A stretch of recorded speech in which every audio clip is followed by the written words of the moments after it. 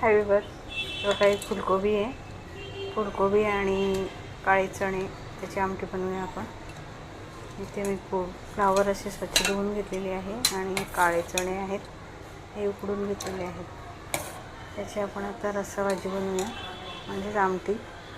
असे उकडून घेतलेले आहेत अगदी.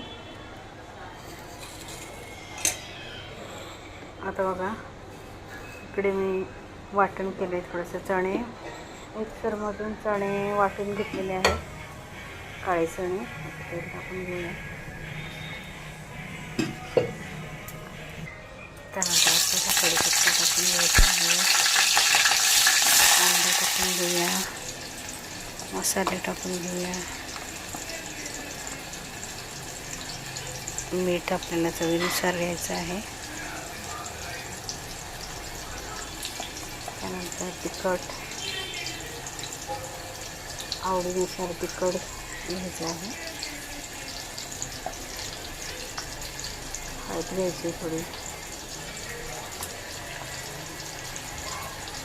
चाट मसाला, काळा मसाला,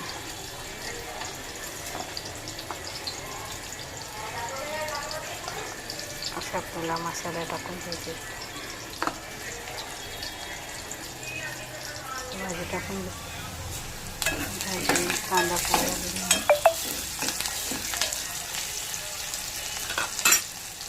यावर आपल्याला भाजी टाकून घ्यायची का. आधी वाटलेले चणे आपण फ्राय करून घेऊ, म्हणजे आपला रस्सा जाड होईल. घट्ट बनवण्यासाठी, आमटी घट्ट बनवण्यासाठी आपण हे वाटून भाजी टाकून